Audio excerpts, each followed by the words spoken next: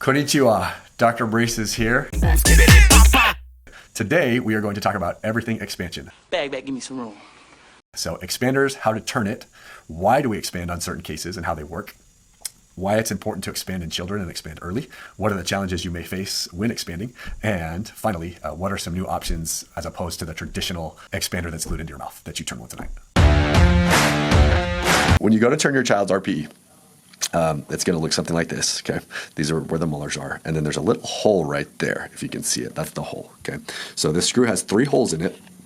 What you want to do is you take your key. I put it at about an angle like this. And you'll take that key and you'll insert it right there into the hole. Has a little dimple in it so that you can't hurt the child's tissue, right? So it's not going to go so far that it pushes up against the roof of their mouth. So what you do is you take that key, you put it in the hole like this, and then you're going to push it straight back towards the back of their throat. And we'll show you guys how to do this on an actual person too. Once you do that, what you'll notice is a new hole appears right there in the front. So then the most important part of turning an RPE is pulling this straight down and out. If you pull it forward, you can actually rotate that. You can rotate that screw back a little bit, and then you won't be able to access the next hole. So then the next time you go turn, again, that hole is going to be the exact same spot because there's 3 holes. So that's a turn, you put it in, and you push it straight back like this. Again, watch me if I don't pull straight down, watch what happens to the hole. So if I pull it out and it rotates at all, the hole is going to move back. And then when I go, I can't access it the next time. So if you're having a trouble getting your key back into that hole, probably what's happened is that you either didn't fully complete the turn or you rotated it back. So then you have to go find the old hole, make sure you push it all the way forward.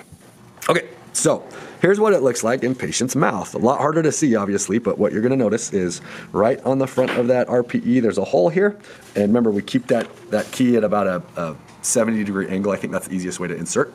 And so you're just going to gently, it's not going to take a lot, push that key into the hole until it locks in, right? Remember, there's a little crank there. Then you push straight back toward the patient's throat, and it spins like that. He'll feel it get a little bit tight, and then see that new hole appeared right there. So remember how important that is that we pull this straight down, because if we pull it forward and it's still engaged, it's gonna rotate that screw back a little bit, and that's a turn. Why do we expand? So there's 3 major conditions that I use expansion for. The first and probably most common is what we call a posterior crossbite. What that means is you'll see the top teeth are on the wrong side of the bottom teeth. They're inside the bottom teeth, right? And here on the other side, that's not the case. So this is the correct way the teeth should be hitting. This is the incorrect way. When we see that, almost always that's a result of the upper jaw growing too narrow. And so we're trying to skeletally reform or remodel that jaw with expansion. And so when we remodel that jaw with expansion, it's going to widen the bone, make it so that this crossbite gets corrected. The second reason why we may expand is when we see canines, that would be these top sharp teeth, are coming in the wrong direction and have the potential to be impacted. What that basically means is they're going to get stuck up there. They're not going to be able to come down on their own. So if you look at the direction, the path that these canines are headed, they're going into the wrong place. They should be going to replace this baby tooth here and this baby tooth here. And so when you see something like this, if you expand, the odds of those canines kind of turning and course correcting goes up very high. It's not guaranteed, but it definitely increases the odds. So this was the same patient. All we did was expand here with an expander. And now look at the position of the canine from where it was. Before it was almost on top of this tooth here, and it was right in this position here, and now it's upright and it's starting to turn. This one still needs to turn more, but you can see it's not on top of this incisor anymore. So definitely a good result there with expansion for making room for canines that would otherwise be stuck. The next reason is for airway issues. So this is kind of a more recent development in the last decade, but what we've found is when we expand, a lot of the times it's going to help a child be able to breathe through their nose better. And so here's an example of a child who has a very good nasal airway. So anything that you see that's dark is airspace, right? So here you have the sinuses. That's why it's dark, because there's air in the sinuses. Dark here because he can get air from his nose down to his lungs. Okay, a little bit constricted here, but that's unrelated to expansion. So yeah, good nasal airway there, good airflow. In contrast, here's a patient who has almost no nasal airway, right? So there's not hardly any air that can get through there. This patient's pretty constricted, and you can tell even they have to breathe through their mouth, because when we take this image, they're supposed to be biting down. But look, this patient is open because more than likely when they're closed, they can't breathe. And so when you expand, one thing to keep in mind is the roof of the mouth right here is also the floor of the nose. So as you expand, this little piece of bone is actually going to descend some, and that allows this airway to open up so that more air can travel through that space. Finally, one thing I want to touch on is, why is it important that we do this on younger children? And the science behind that is simply that when we are expanding, the goal is to open up, remember, remodel the bone. And in order to do that, there's two pieces of bone that form the roof of the mouth, and they come in. This would be down the center of the roof of your mouth. This is called a suture. You're trying to open up that suture, okay? So when you have a patient that's 6 years old, for example, this is kind of the anatomy of the suture right here. So it would be very easy to open up a suture on a 6-year-old. 10-year-old, it's a little more intricate, but still possible. So the mid-palatal suture here, you can open up pretty consistently all the way up to about age 12, 13 even. And then as we turn into 14-year-olds, 15-year-olds, 16-year-olds, that suture gets more and more intricate, and opening the suture gets more and more challenging. As an adult, it is pretty much impossible. You're not going to open the suture with a tooth-borne expander. So that's why we like to do it on younger children, ages 8 to 11, I think is the best time to do it personally. Because it's easier to open up that suture.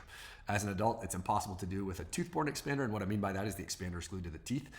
There's a new development in orthodontics called a MARPI, which stands for mini implant assisted rapid palatal expansion. Then what they're going to do is, instead of gluing that expander to the teeth, they're going to glue it to or not glue it, but screw it in with mini screws to the roof of the mouth. So the expander's not on the teeth, it's strictly on the bone, and then you're turning. And so again, that's a newer development. I like to avoid having to screw mini screws into people's bone if I can avoid it. So expand early. The other thing that we will sometimes do is what's called a SARPI. That stands for surgically assisted rapid palatal expansion.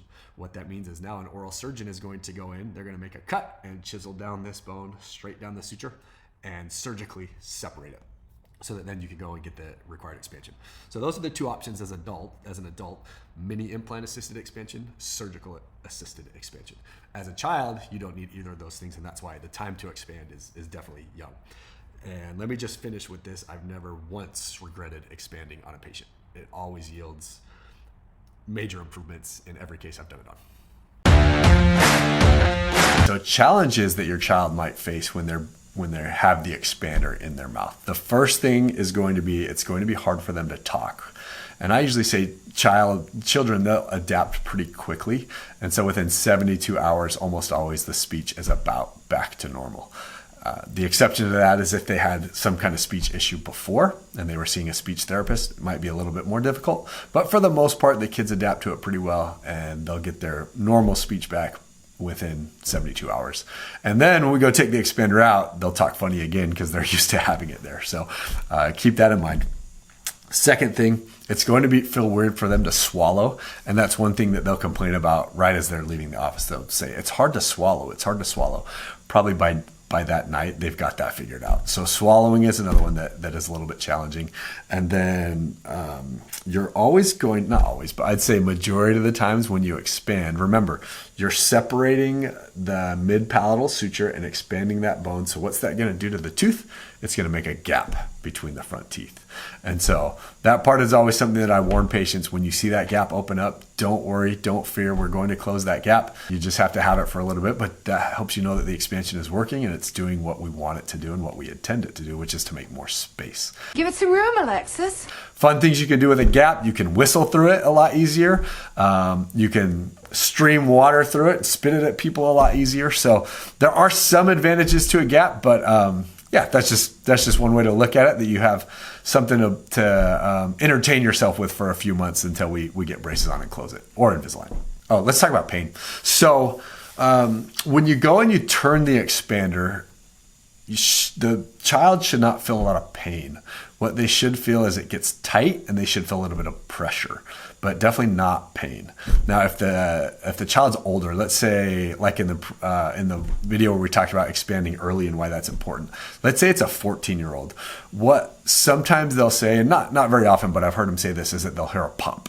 Right? So you're expanding, they feel pressure. You turn it every night, they feel pressure, And then one night they hear a pop. Not pain, but they just hear a pop. That's probably the suture separating, right? So that can happen sometimes, and you'll see like no gap, no gap, no gap. And then all of a sudden there's like a 3 millimeter gap.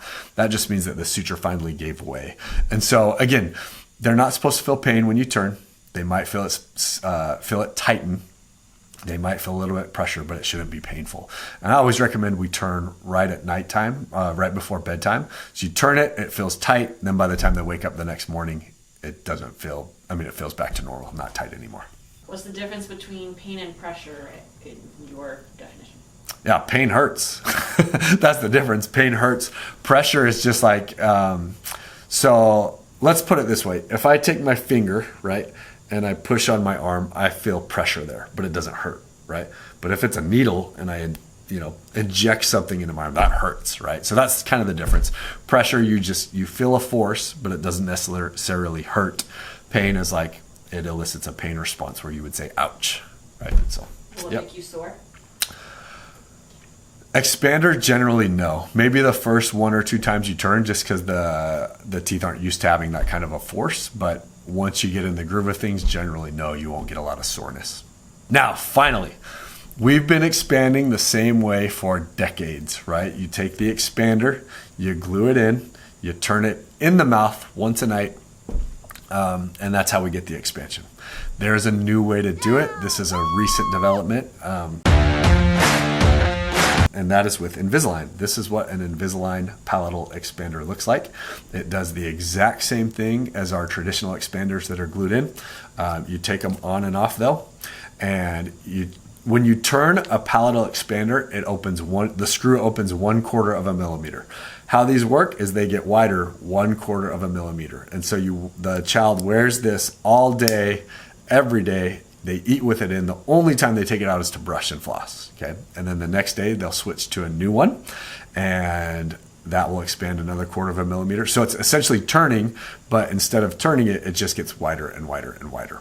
The difference between these, much more comfortable, easier to brush, floss, keep them clean, but definitely more of a patient compliance factor because the patient can take it on and off. And so if they're not wearing them, it's not going to work. I've done a handful of these. They work great. Most of the patients that I've done these on have been patients where one of the 2 parents had an expander as a child. They asked me if there was another way, and I said, yes, we can do it with Invisalign. Here's the difference, right? They have to wear it, number 1. Number 2, there's obviously a lab fee with these is much higher than the expander, so they cost a little bit more. But a very viable alternative, not as tried and true as that one that's fixed and glued in, because like I said, we've been using those for probably over 60 years at this point. These are a newer development. They've been in the US for about a year, but they launched them in Australia, ran them for about 2 years before they did them in the US. So about 3 years total on the market, and I don't hear a lot of complaints, and they're still doing them, so obviously they work. And again, the cases I've done, it's worked fantastic. So just keep that in mind that there are other options, and if you don't want to get in there and turn that key in your child's mouth, then Invisalign expansion may be the right option for you. So that covers everything expansion. I hope you've learned a lot, and if you have any questions or comments, feel free to leave them in the comment section, and remember to subscribe. Thank you so much for tuning in. Now that your expansion is complete, you've got a big gap here between your front teeth, and we need to close it. So we need to figure out what's right for you, braces or Invisalign. So if you want to learn more about which way you should go, click the link here, and remember, smiles change lives, so keep smiling.